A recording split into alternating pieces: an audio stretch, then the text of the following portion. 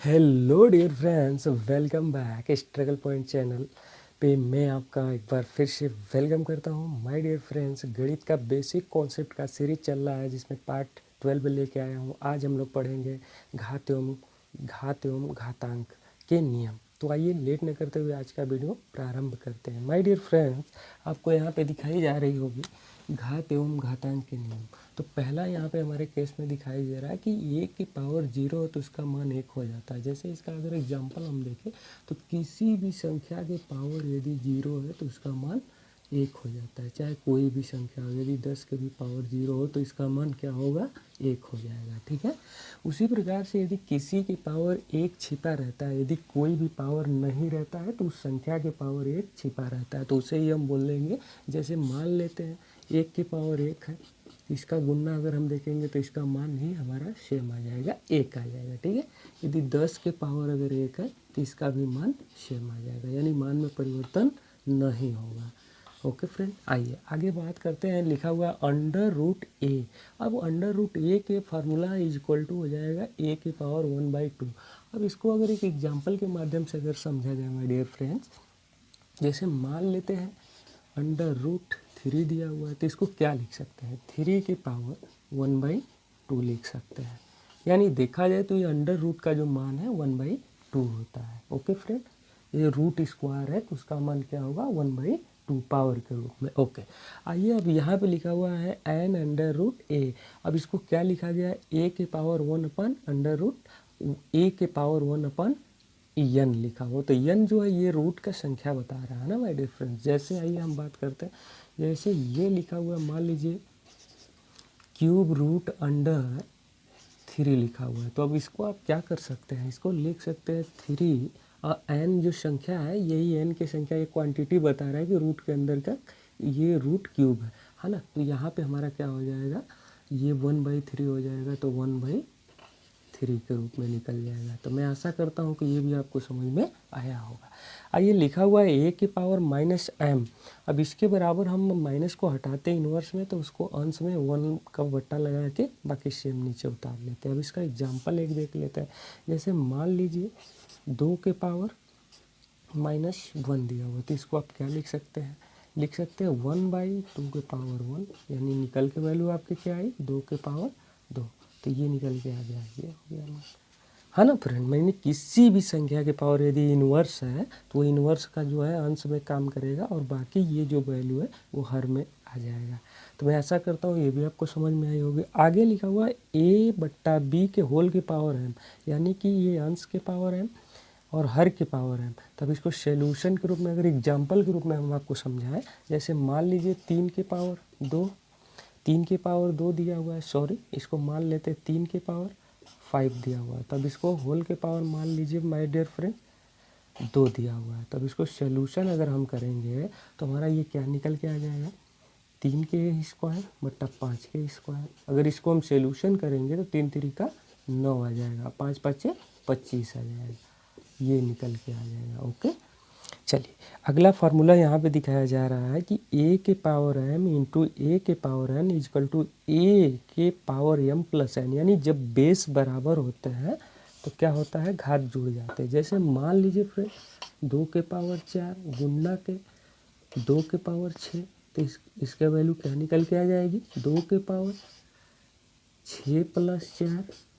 तो इसको देख लेंगे तो 2 के पावर 10 हो जाएगा। तो मैं आशा करता हूँ कि ये भी आपको समझ में आया होगा, क्योंकि ये घातांक के रूल के नियम है, ये फार्मूला होता है। मैं एग्जांपल के माध्यम से आपको जानकारी दे रहा हूँ कि ये फार्मूला किस पे बेस पे काम करता है। आइए अगला लिखा हुआ है यहाँ पे कि a की पावर m अपन a के power n is equal to a के पावर m माइनस n। यदि भागे के केस में हो और बेस बराबर हो तो पावर जो है घट जाते हैं। जैसे देखिए फ्रेंड, इसको एग्जाम्पल में जैसे मान लीजिए 5/2, नीचे फिर यही अंश में हर में दे दिया 5/3। अब ये देखिए क्या निकल के आ जाएगा, बेस हो जाएगा 5 और पावर 2 माइनस का कितना हो जाएगा 3। तो इसको घटाएंगे तो प्लस माइनस का बड़े का चिन्ह लगेगा लेकिन घटेगा, या प्लस या माइनस घटेगा। तो यानी 5 के पावर क्या हो जाएगा फ्रेंड, -1 निकल के आ जाएगा। तो मैं आशा करता हूँ कि आपको 8 पोजीशन का भी सवाल समझ में आया होगा। ए के पावर एम अपॉन ए के पावर एन, तो ये हो जाएगा ए के पावर एम माइनस एन, यही हमने घटा के यहाँ से वैल्यू आ गई एम के पावर माइनस वन, है ना। अगर इसको और सोल्यूशन करेंगे तो 1/5 आ जाएगा।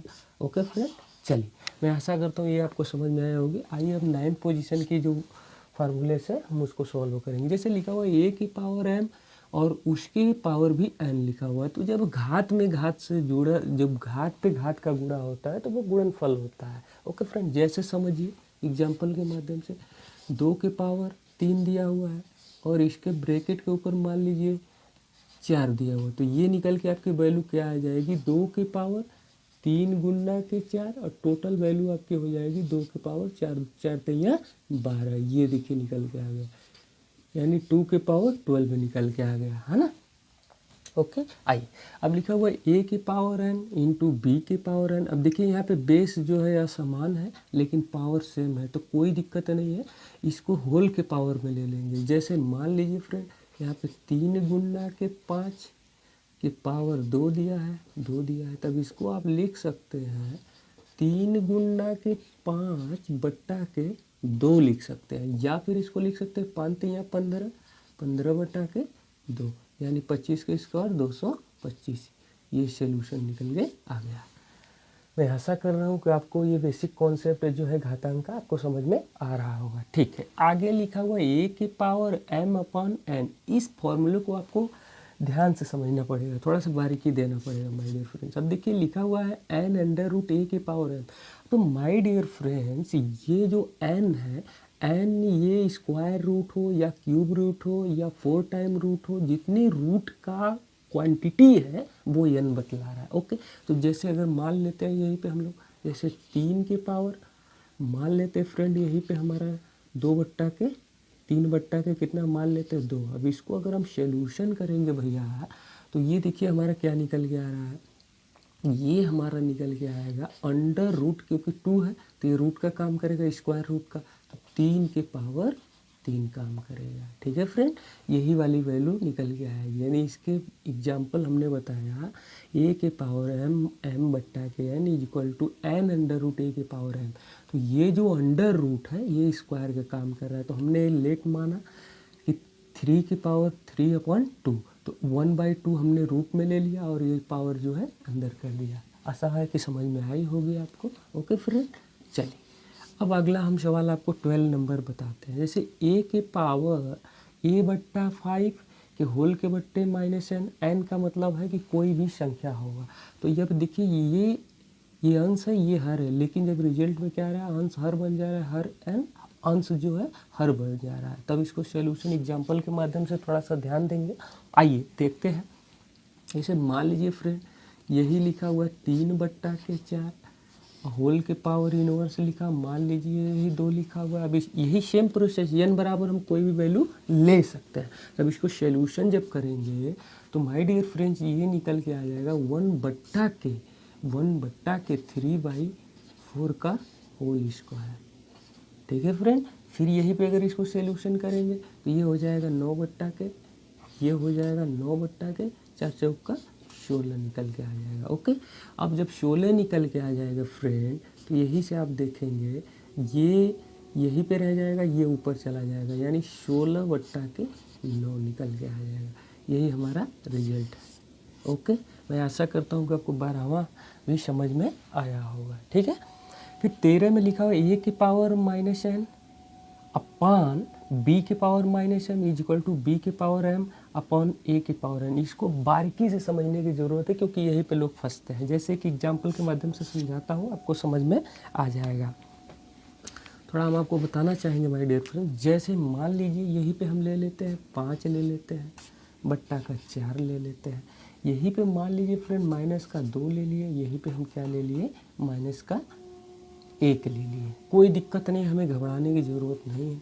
तो अब इनवर्स को हटाने के लिए क्या करेंगे, 1/5 बट्टा का होल स्क्वायर बट्टा के, इसको क्या लिख सकते हैं 1 के पावर 1।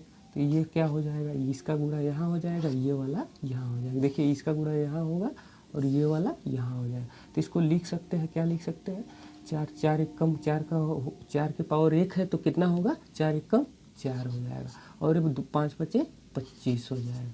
यानी टोटल हमारी जो वैल्यू निकल के आई माय डियर फ्रेंड 4/25 इस फार्मूले के बेस पे। ओके, मैं भी समझता हूँ कि ये भी आपको कॉन्सेप्ट समझ में आया होगा। ओके, आइए 14 दिखाया जा रहा है 14 नंबर का कि -n का मतलब कोई भी आप संख्या ले लीजिए, यदि किसी भी माइनस संख्या की पावर यदि सम घात है यानी सम पावर है तो उसकी वैल्यू पॉजिटिव में आएगी। कैसे आइए आइए एग्जांपल में देख लेते हैं। ऐसे मान लीजिए माइनस का 4 है, बोलिए फ्रेंड, तो पहले सम संख्या मान लीजिए 2 रख लेते हैं। तो देखिए माइनस का 4 गुना माइनस का 4, ये माइनस से माइनस कट गया तो कितना आया, 4 चौका 16। ये देखिए प्लस का 16 आया कि नहीं, यहाँ पे प्लस फार्मूले में, यहाँ भी प्लस का 16। मैं ऐसा करता हूँ ये भी आपको समझ में आएगा। यदि कोई माइनस में संख्या है उसके पावर विषम संख्या में है तो उसकी जो वैल्यू आएगी, उसका जो मान आएगा वो ऋणात्मक में आएगा। कैसे, आइए देखते हैं एग्जांपल के माध्यम से। जैसे माय डियर फ्रेंड मान लेते हैं कि यहीं पे हमने 5 लिया, -5 लिया तो सबसे छोटी विषम संख्या 1 होती है, तो 1 ले लीजिए, यानी क्या मान निकल के आया, -5 निकल के आया। ठीक है, ये देखिए। यदि दूसरी अगर मान लेते हैं, यहीं पे फिर से ध्यान दे देते हैं, -5 के पावर दूसरी विषम संख्या मान लेते हैं 3 है, तो अब देखिए क्या निकल गया था, माइनस का 5 गुना माइनस के 5 गुना माइनस का 5। हाई माइनस से माइनस कट गया तो एक माइनस बचा, तो एक माइनस को यहाँ लिख लीजिए, 5 बचे 25, 25 5 125। तो ये देखिए फ्रेंड हमारा निकल के आया माइनस का 125। अभी हमने बताया कि माइनस की संख्या कोई भी हो उसके पावर यदि विषम हो तो वैल्यू ऋणात्मक देगी। यदि माइनस में कोई संख्या है यदि उसकी पावर सम संख्या है तो वैल्यू पॉजिटिव में देगी। तो मैं आई होप यू, मैं आशा करता हूँ कि आपको ये बेसिक कॉन्सेप्ट घात एवं घातांक का समझ में आया होगा। यदि नहीं समझ में आया होगा तो कमेंट बॉक्स में आप मैसेज डाल सकते हैं। यदि ये वीडियो के द्वारा अगर आपको गणित के बेसिक कॉन्सेप्ट में मदद मिल रही है तो इस वीडियो को लाइक करें, सब्सक्राइब करें और अपने मित्रों को शेयर भी करें और बेल आइकॉन ऑन करें ताकि अगला पार्ट का वीडियो जाए। अपना कीमती समय देकर इस वीडियो को वॉच अपने किया, आपको हृदय की गहराइयों से प्रेम पूर्वक धन्यवाद। Okay, thank you.